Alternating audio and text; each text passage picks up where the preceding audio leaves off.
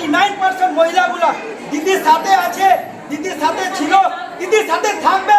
এই ভোটে আপনারা সবাই দেখিয়ে দিবেন। দেখাবেন কি দেখাবেন না? একদম দেখাবেন কি দেখাবেন না?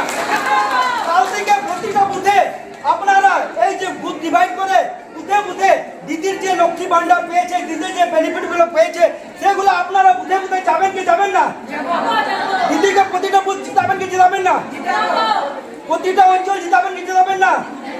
রঘুনাথপুর ব্লক 1 মহিলা শক্তি আমাদের দিদিকে 100% ভোটে লিড দিবে কি দিবে না? সকল মহিলাদের উপস্থিতি ছিল চোখে পড়ার মতো।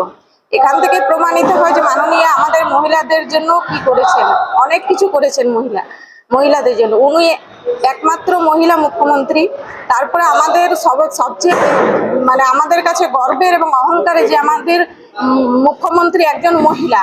সেখান থেকে বলতে পারি আমাদের লক্ষ্মীর ভান্ডার থেকে শুরু করে কন্যাশ্রী, শিক্ষাশ্রী, রূপশ্রী, মানে বিশেষ করে মহিলাদের জন্য উনি অনেক করেছেন। তাই এই সবের উপর ভিত্তি করে উন্নয়নের স্বার্থে, লক্ষ্মীর ভান্ডারের স্বার্থে, কন্যাশ্রীর স্বার্থে আমরা আমাদের পশ্চিমবঙ্গে যে 42টা আসন, সেই 42টা আসনে আমরা ওনাকে উপহার দিব, জয়যুক্ত করবো, এই বলে বক্তব্য শেষ। আমার নাম সরস্বতী বাউরি, পুরুলিয়া জেলা পরিষদ সদস্য।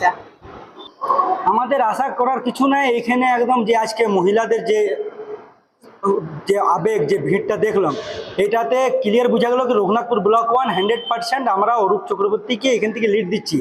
আর একটা জিনিস আছে যে পশ্চিমবঙ্গ যে র্যালিগুলো হচ্ছে, যে সভাগুলো হচ্ছে, দিদির 42-এ 42 দিদি পাচ্ছে। এর মধ্যে কোনো রকম কোনো খামতি নেই, কোনো বিজেপির কাছে, বিরোধীদের কাছে কোনো অপশান নেই। পাগলে কি না খায় আর কি বলবেন, ছাগলে কি না খায় পাগলে কি না বলে, সেটাই আছে অবস্থা আছে এখন বিজেপির নেতাদের অবস্থা। ওদের গদি মিডিয়া বলছে এবার বিজেপি আর সেন্ট্রালে আসছে না, তো ওদের আর বলার কিছু জায়গা আছে?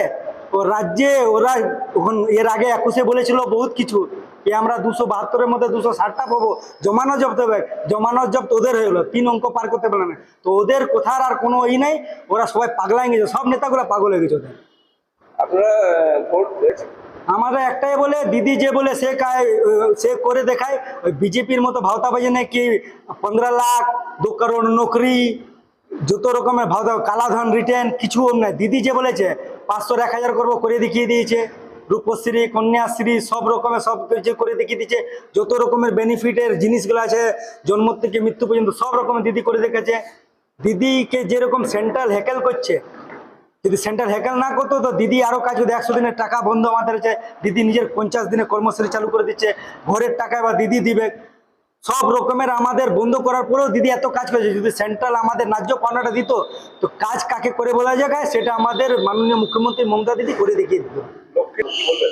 যদি দিবে তো শুধু কি পশ্চিমবঙ্গে দিবে না, ওদের বাকি স্টেটে যেগুলা ওদের চিফ মিনিস্টার আছে, ওদের গভর্নমেন্ট চলছে, সেখানে কি ওরা দিবে নাই? তো এটা ক্লিয়ারই ভাওতাবাজি। যদি ওদের দেওয়া থাকতো তাকে ওইখানে শুরু করতো, তারপরে এখানে দিত।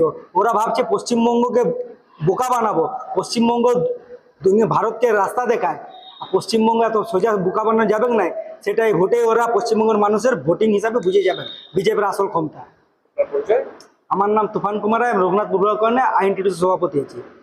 দেখুন, বিজেপি তো অনেক কিছুই বলে।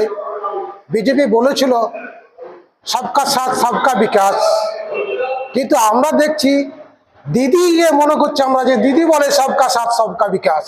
তার কারণ আজ দেখুন হিন্দু, মুসলিম, শিখ, ইসাই সবাইকে নিয়ে চলছেন। দ্বিতীয়ত কন্যাশ্রী সবার জন্য, রূপশ্রী সব সম্প্রদায়ের জন্য, লক্ষ্মীর ভান্ডার সব সম্প্রদায়ের জন্য, স্বাস্থ্যসাথী কার্ড সব ভান্ডার সব জন্যে, কৃষক যে আছে বন্ধু সব সম্প্রদায়ের জন্যে।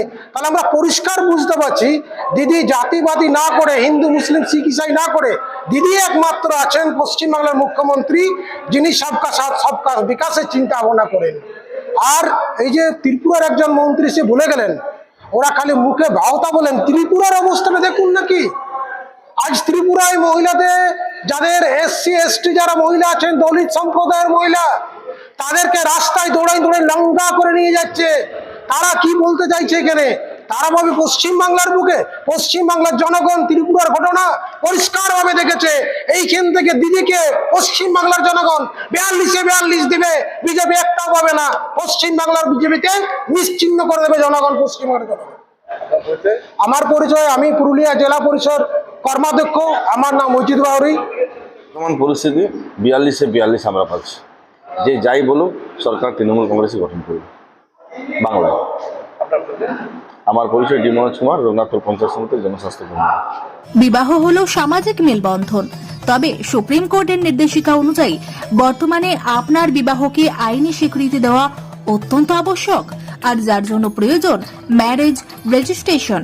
তবে আইনি স্বীকৃতি ছাড়াও উত্তরাধিকার প্রাপ্তি, সামাজিক আর্থিক সুরক্ষা ও পেনশন প্রাপ্তি, passport, visa, ration card, voter card, Aadhaar card, ব্যাংকের পাসবই প্রাপ্তি প্রভৃতি গুরুত্বপূর্ণ ডকুমেন্ট তৈরি করতে ম্যারেজ সার্টিফিকেটের একটা বিশেষ প্রয়োজনীয়তা রয়েছে।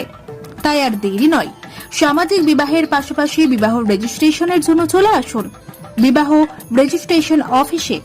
ঠিকানা রঘুনাথপুর দিনুবাবুর ঘেরার পিছনে কমিউনিটি হলের সামনে।